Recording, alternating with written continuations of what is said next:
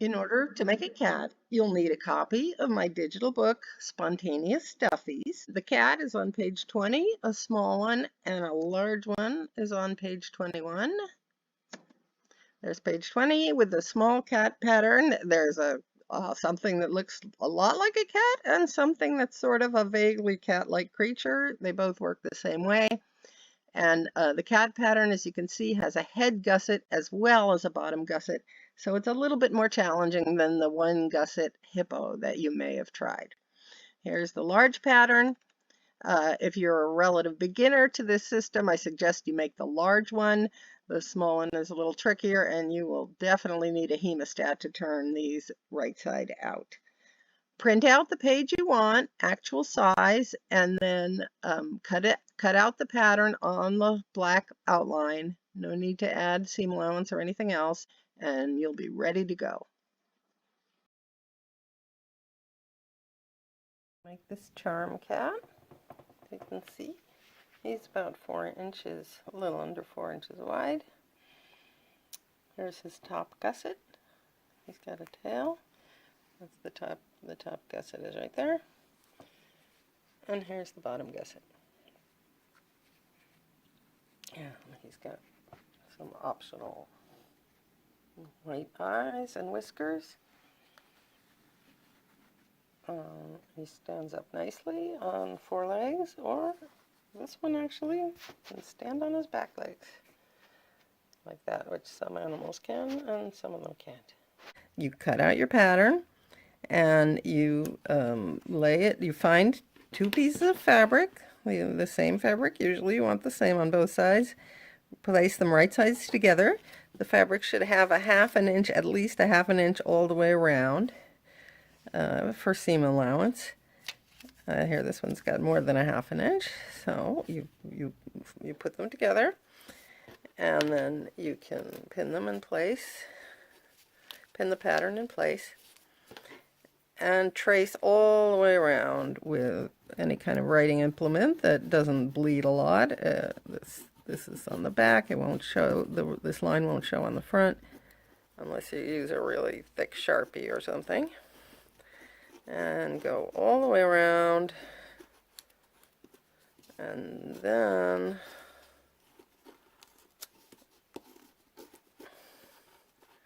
after you've traced all the way around, I want you to also make a hash mark where the head gusset, this is the head gusset down here, this is something else, the head gusset ends and starts.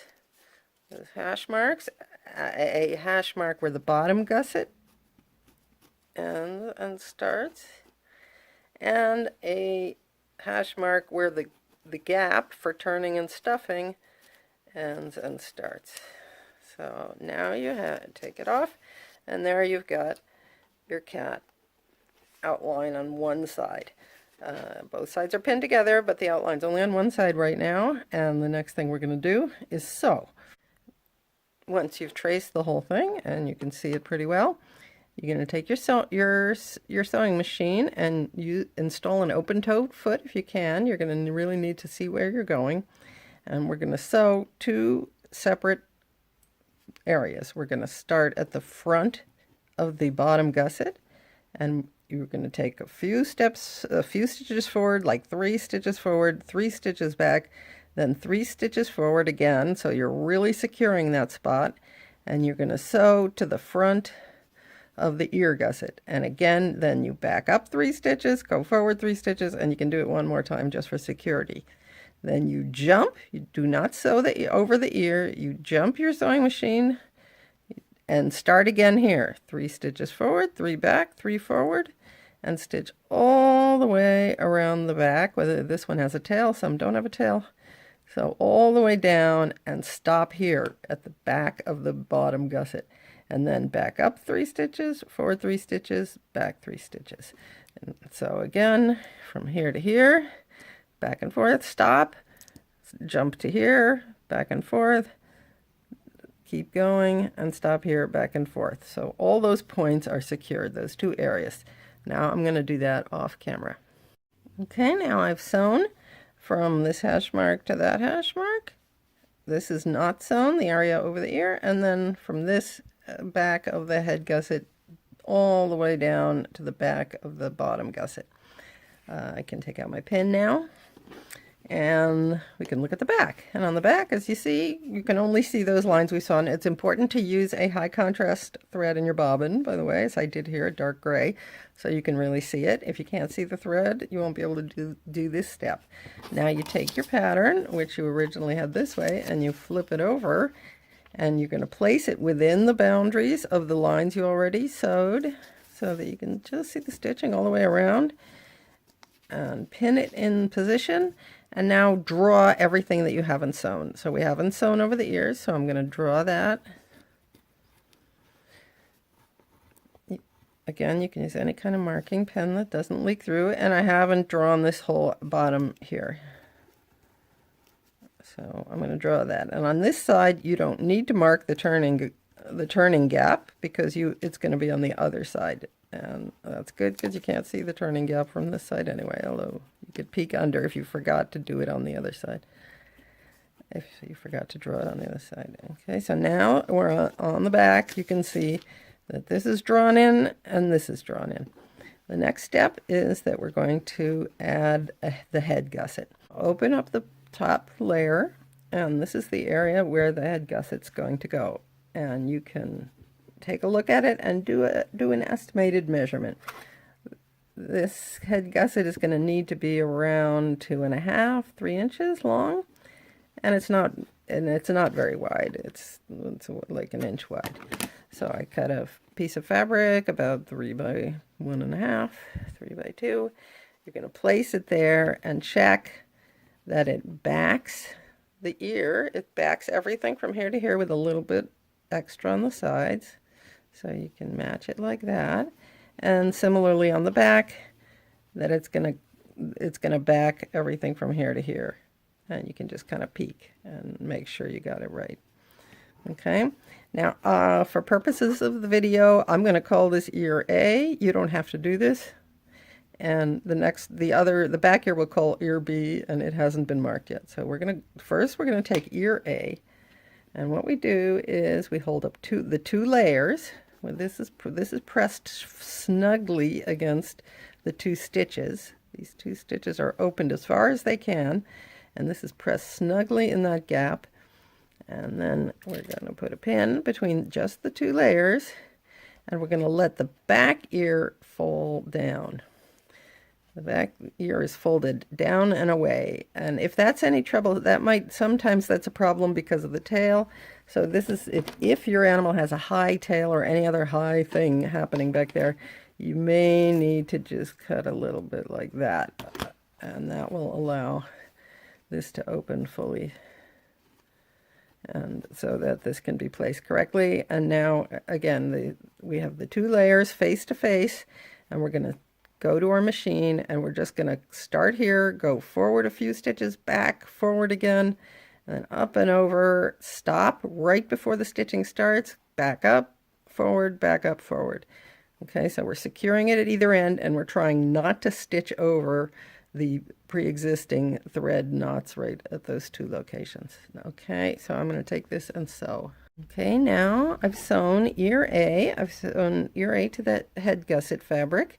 And you can see there's stitching I started with a knot here, meaning I went back and forth a few times, up, down, and a knot there. And that knot is lined up against, but does not go over the knot on the previous stitching. Here's what it looks like inside. There's one ear, our ear A. Ear A is now sewn. Now we're going to do ear B.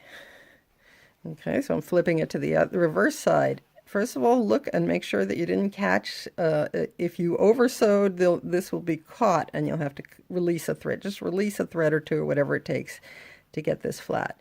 Now we're going to fold ear A down and out of the way, and we can get rid of that pin. Now ear A is folded away, and now again you're going to sew through 2 layers only, the front fabric and the head gusset fabric. The other layers are folded out of the way, and again we're going to stitch from where this thread ends, and there should be a little bump there where the fold of the inner fabric starts, and you're going to start here, go forward, back, up and around, and then end with a few forward and back stitches here, getting as close to the former stitching line as you can, but trying not to catch the fold that's inside in your stitching. And again, if you do, it's okay, we can release a stitch or two. Okay, so now I'm going to go back to my sewing machine and do that area there. Here is ear B. I've just sewn it. I also drew a B on it, and I started here. I lined it up right next to the previous stitching, but not over it, and went up and down and ended there. On the back, look what we got. These two U's or V's shaping each other. They're not identical, but who has identical ears? And let's look at the other side. And I see that I did oversew. I caught a stitch there because it isn't pulling out. It's a little, so I'm just gonna go pow, and there we go. Problem solved. Okay, so now we have this, and now comes the trimming. And the trimming can be a little tricky, so go slowly and breathe deeply. What I like to do is sort of sneak up on this fold. This is what we're trying to do, is trim both these ears separately, but then these layers are trimmed together. So let me show you what I mean. And I start by going, I'm not trimming the bottom because we haven't installed that gusset yet. I'm going to stay away from the bottom. Only the head gusset we've installed. So I'm going to come in from the side, leave about a 1/4 inch seam allowance, and start stitching. Now start cutting. You see these any curves, you want to clip those so that they turn nicely. Try not to clip through the lines of stitching, of course.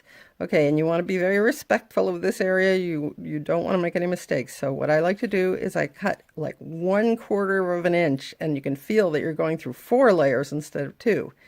So I cut through 1/4 of an inch where I have 4 layers, and then you drop the rear ear, open it up so you're only cutting through 2 layers, insert your scissors in that clip that you made. And see, the scissors are now on the other side, and you're sure that you're only going through 2 layers, and then clip up and around. And now I'm going to sneak up on this area from the other side first. Let me just put a few clips in here because that's a little bit inny. Okay, and now rather than risking a mistake, you can also look this way and see what you're doing. You can also cut it that way. But if you're looking at this side, again, here is the tail, where the tail stitching starts. So I'm going to sneak up on it. I'm going to clip all the way, come up and around. Okay, and go like this. I already had a clip there. Okay, and then as I approach this area, I feel that I'm hitting the 4 layers. I cut like 1/4 of an inch or so into the 4 layers. Then I stop cutting, open up the 4 layers, drop the last 2, and come up like this and clip through. And there is that side. We're not quite done with the other side, but the front ear is all clipped. Don't forget to do some clipping here. There's an any curve, and there's an any curve there at the tail and behind the neck, of course. Okay, and now let's look at the other side. And here's where you have to now drop the first side, stick your scissors in where there's only 2 layers, clip around this ear, which hopefully is similar but not necessarily identical to the other one. And then I hadn't finished clipping on this side, so I'm going to come up on it again and go like that, and you're through. And again, if you ever need to, you can also clip from this side. Whenever you get stuck, don't panic, just stop and look at all sides of the problem, and you'll figure it out. So now there he is. He's got all his innies clipped, and now we're going to do the bottom gusset. We're going to install the bottom gusset. Some animals have only a bottom gusset and don't need the ears, but this guy's got both. It doesn't matter if you do the ears first or the bottom first. It works either way. Now to install the bottom gusset, we're going to find our gusset fabric. You can use the same fabric you used for the upper gusset or not. Use a different fabric, whatever you like. And what we're going to do is have our animal do a split. We're going to open up this fabric until you can see the two little points that where the threads ended, where the earlier lines of stitching started and ended. If you can't open this all the way, maybe because there's something hanging down like an elephant trunk, in which case you want to put a little slash in the fabric, and then you can open these two as far as they'll open. And then you're going to plop this guy down. So he's doing a split. He's doing the widest split he can on your fabric. And what you want to look at is to make sure that there's at least a 1/2 inch of fabric, both the gusset fabric and the featured fabric. We already know that's there. A 1/2 inch all the way around all the leg area. So this guy is doing the widest split he can, and I am going to pin him in position that way. Okay, and now you know you can trim if you need just to reduce what you're working with. You can trim this away. Okay, and you don't need any of this. I'll just cut that like that. Okay, so now he's pinned in position, and we're going to do basically what we did before. First, we'll do, what side are we on? We're on side A. So first, I'm going to do the side A legs. Let's start here. Go forward, back, forward, go down, around, and then stop at the first turning gap mark. Go back, forward, so that's really secure. Then jump the sewing machine to here. Forward, back, and forward all the way down, all the way to there, and strive to stop just before that stitching starts. Back and forth. Okay, so that's down to there, jump, don't sew, and then to there. And then you're going to turn it over and move those legs out of the way. And working with these legs, you're going to do exactly the same thing, except no turning gap. So you'll start here, you'll go forward, back, forward, down, around, all the way around, and stop there with a few forward and back stitches. So it's only one continuous line of sewing. So let's go to the sewing machine and do that. I sewed the legs on side A. I sewed from here to there, stopped, and from there to there. And from the bottom gusset, it looks like this. Now we're going to flip this body the other way and out of the way, and we're going to do exactly the same thing, but no turning gap down here. Here we are with side B as well as side A already sewn. I just sewed it. That's why there's some threads hanging loose. And let's look at the bottom. Here you have the dumbbell, what I call a dumbbell, and except for a turning gap, it's a dumbbell. Different animals will look a little different. And there's the turning gap. And now it's time to trim, and we're going to do the same principles as we did on the head. I start off, fold this bottom gusset down, and it doesn't matter which side you trim from. I'm going to sneak up on that fold, but not go very far because I don't want to accidentally clip something on the back layer that I didn't mean to.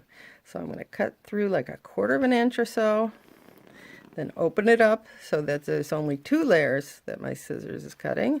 Check and make sure the scissors are there, and cut all the way around. You could also cut from the bottom if you prefer the view down there. And you're going to cut all the way around. This is the side without the turning gap. Okay. And then when I reach here, again, I prefer not to come at it this way. I want to come at it from the fold in the gusset. So I'm going to trim, I'm going to cut 1/4 inch, and I feel I'm going through those 4 layers, and then I open it up. Again, I slide my scissors into the gap, and here I can cut through 2 layers neatly. Okay, and then this is going to hang awkwardly down. That's okay. I'm going to go back over this and look at any innie curves that it has. And so it's got these innie curves here. So I'm going to do a lot of clipping here. And you might eventually clip there, depending on, well, when we get to that, we're going to do a little clipping there. Well, we already did it. Okay. Okay, so now we're just going to take the other side, the other 2 legs, and again, stick our scissors through, make sure we're only cutting 2 layers, cut, Now, something I tend to do here, and this would show more if it were a larger animal, is at the turning gap, I like to leave a wider, much wider seam allowance. Like a quarter inch seam allowance would be, I would cut there. But here I like to leave a half an inch, and that will give my needle more to hold on to and less chance of fraying. So that's a very hefty extra seam allowance I leave there. And again, I go up to here, and then I check it, make sure, look very carefully that I'm only cutting 2 layers, and then I can cut that last piece off pretty safely. And this is going to need some serious clipping, even though it's the turning gap. And to there, and we'll see what happens. Okay, and then this is about a quarter an inch. It doesn't make a huge difference. And there we have it, our whole animal. He's got a turning gap on one side, only one side. He's got the barbells. He's got the 2 U's facing each other. And we're ready to start turning him right side out.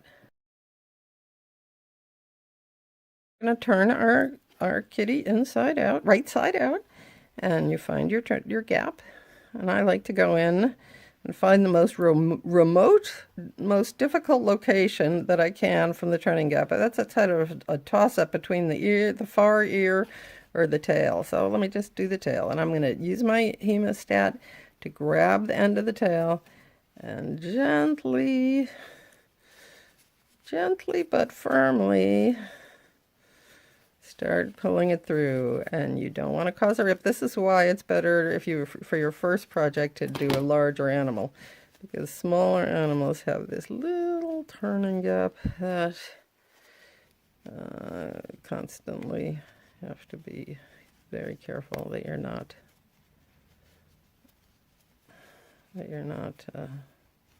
ripping it. And go gently. And keep pulling it.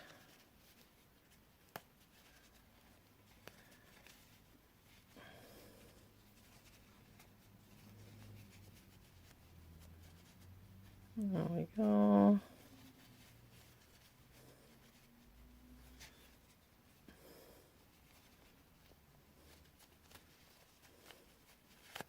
There we go. Eventually you reach a place where it starts to come better. And if you need to, you can take your hemostat. If you know there's a leg down in there or an ear or something, you can reach your hemostat in and gently pull out and see what you got. And then push that in.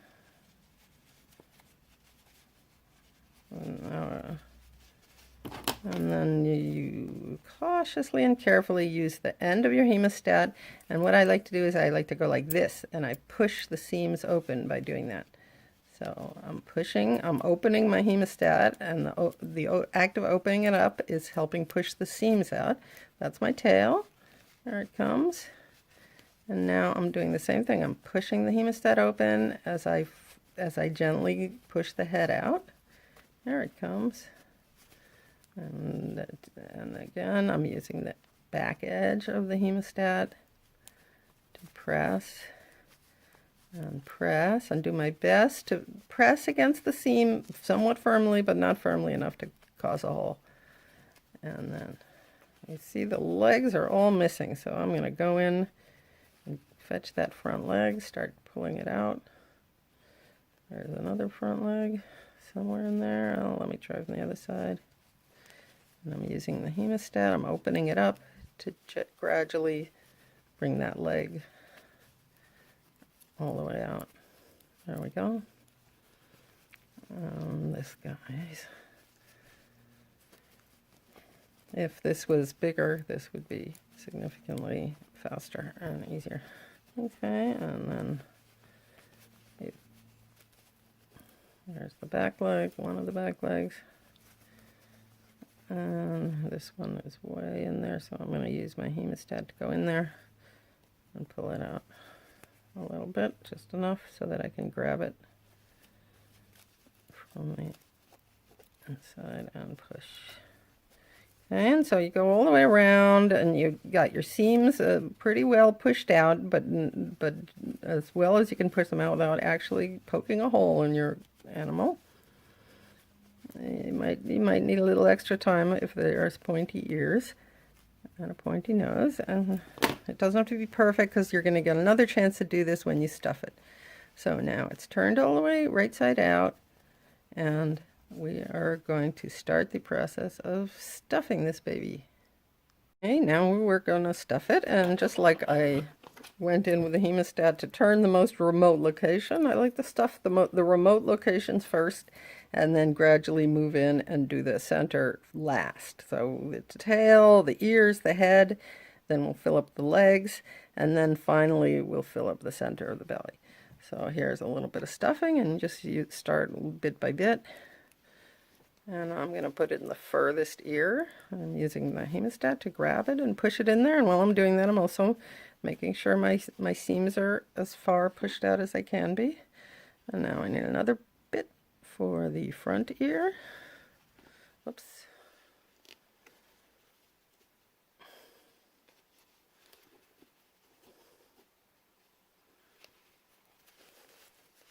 There's the front ear. I'm pushing that in, and it's amazing how much bigger it gets. And now I'm going to go for his little snout.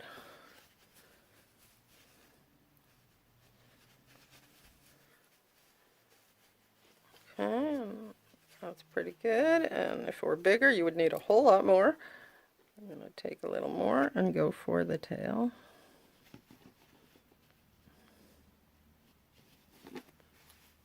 There we go, and that tail looks like it needs a little help being pushed out a little more. Again, you want your stuffing to go in fluffy, not lumpy. So don't push if there's dense gobs of stuffing, like if you're reusing stuffing from a different project, fluff it all out first. Okay, this goes in.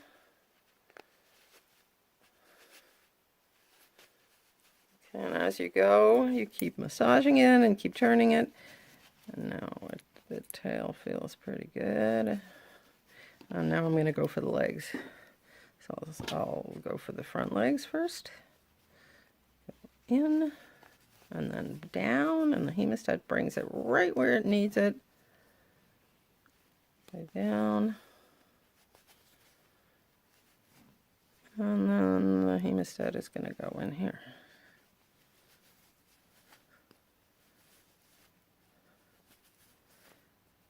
There we go.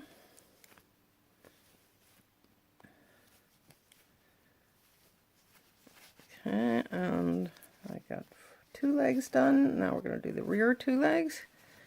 There they are. And the furthest leg is back there.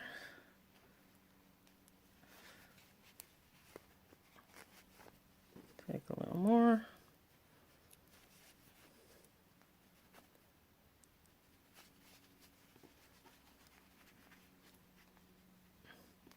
It's tricky with such a small animal getting the hemostat in there, but just be patient. Well, there we go. That rear leg looks pretty good, and we'll try the front leg.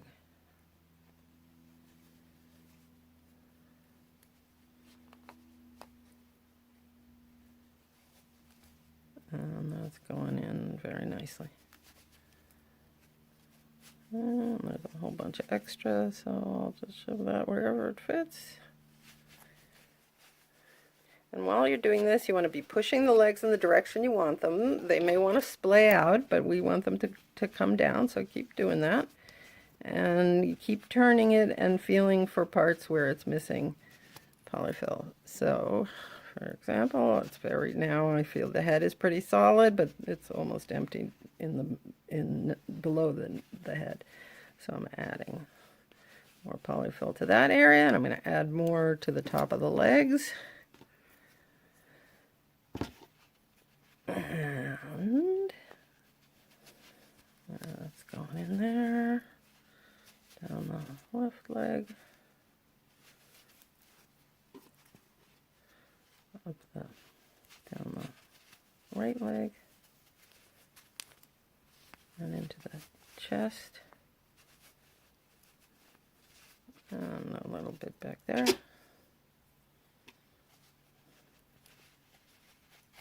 Oopsie.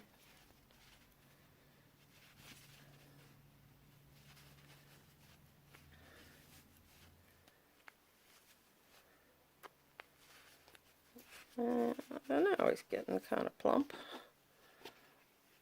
Put that in there.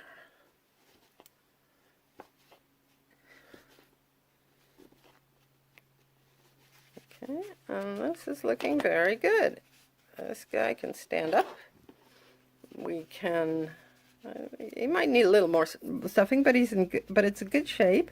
Just keep massaging him. Look at all sides of him. If you want to embroider some details, this isn't a bad time to do it, because it's already the fabric's being held taut, and so you could go in there with a needle before you sew it up. You could go in there with a needle, and you could sew some eyes on and hide the knot through the hole with the needle. So you can also embroider it after it's sewn up, but then you have to hide the knot by pulling it through the fabric and maybe creating a little hole that you may or may not be okay with. So if you want to do any embroidery, this is a really good time to do it. Hand embroidery. If you wanted to do machine embroidery, you do it when the animal's still flat, but that's a different story. Okay, so now we're going to sew up the gap, and you can either sew up with a simple whip stitch, where you just go around and around and around and hide the knot inside, or you can sew up with a lacing stitch, which I will show you. Here's a knot that I have at the end of my thread, needle and thread. You want strong thread, and I'm going to try and hide my knot inside, way inside. Oopsie. And pull it and push the end through. There we go. Now I get to re-thread my needle. And for a whip stitch, we're just going to go around and around, taking little tiny stitches. It's very simple. Stitch through 2, pull, stitch through 2, pull, and so forth. If you want to do a lacing stitch, which I kind of like, I like the way it makes the fabric lay, but it's kind of 6 of one, a half dozen of the other. The way I do it is I go from the bottom up through one side, and I turn the animal, and I go from the bottom of the reverse side. I dig my needle down so it's coming up from the bottom, and it comes out, and then turn, and then in and up from the bottom, out, in, and then up from the bottom. And then once I reach the end, I like to take a couple of teeny stitches in place. These are like whip stitches. There's the second teeny stitch, and then I like to go through the loop twice. 1, 2.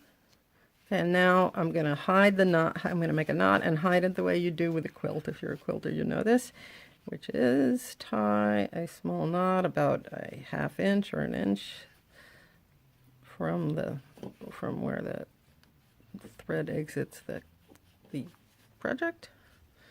Pull on it. Okay, so now I just tied a double knot there, and then I want to go in near to where I am. I'm going to pull it out at least 1 inch away, and I'm going to pull and pull until I hear a snap, and that means the knot is now inside the beast. Trim off that layer, give it a little massage, and there we go. You have your little kitty. And again, if you want to do some more embroidery now, if you want to embroider some eyes on, you can. You're going to have to figure out how to hide the knot under the surface, or you can make him a little jacket or a collar or whatever kinds of details you want, and hopefully he will stand up nicely on your desk.